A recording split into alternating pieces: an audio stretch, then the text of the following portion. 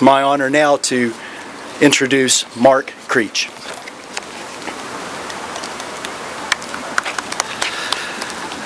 Merlin Carothers once said, "Looking only at the good side of every situation is often a dangerous way of trying to escape the reality of it."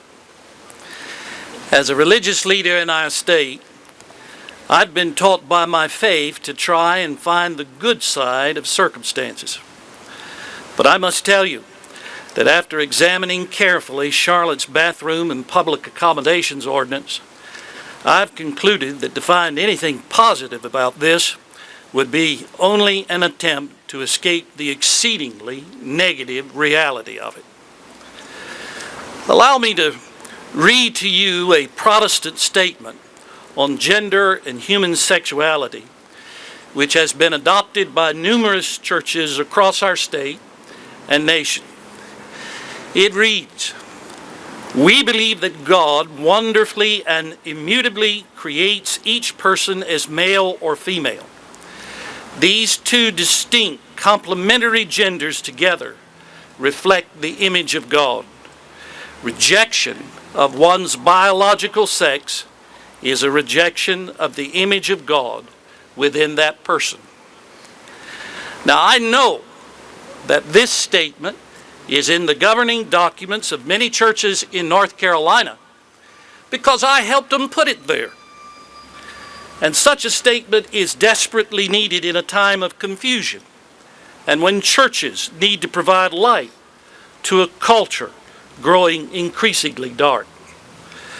But because there is no religious carve-out, no exemption for churches to Charlotte's bathroom ordinance, the Charlotte City Council has now dictated to the religious community who they must allow into their church bathrooms.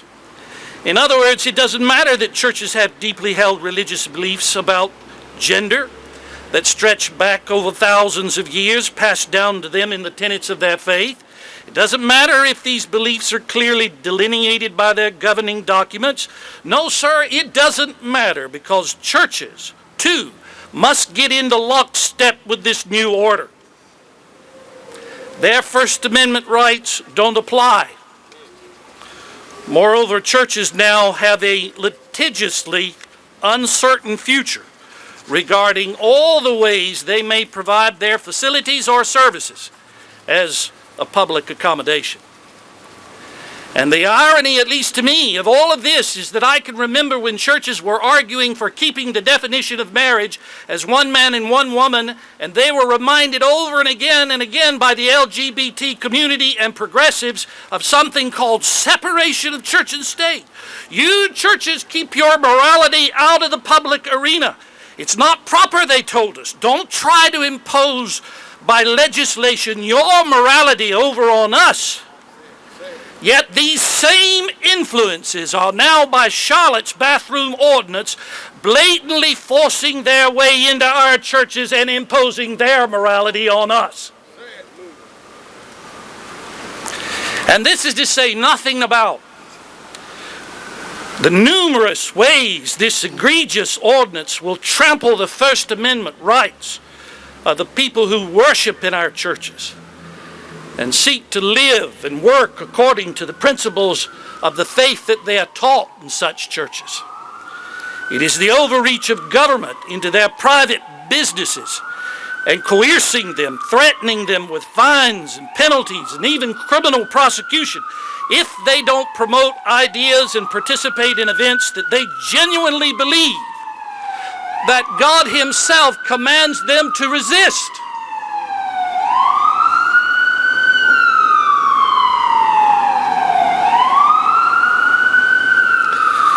The people who came to the shores of this continent at our nation's beginnings were searching for freedom to live by the dictates of their consciences.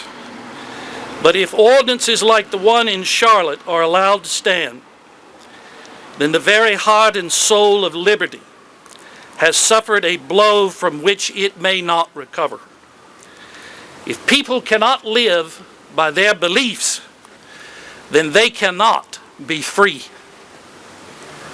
These words may be considered by some to be hyperbole, scaremongering, fear tactics. But let me tell you something. To put any kind of positive spin on Charlotte's bathroom ordinance is just a dangerous way of trying to escape the negative reality of it. And so the Christian Action League, the organization that I represent, which is tied into thousands of churches across this state, implore our governor and lawmakers to call a special session of the North Carolina General Assembly and deal with this urgent matter before this ordinance can become effective on April the 1st. We must not, for the sake of all that's right and good and for the safety of our women and children, wait. We need the governor and lawmakers to act. We need a special session right away. Thank you.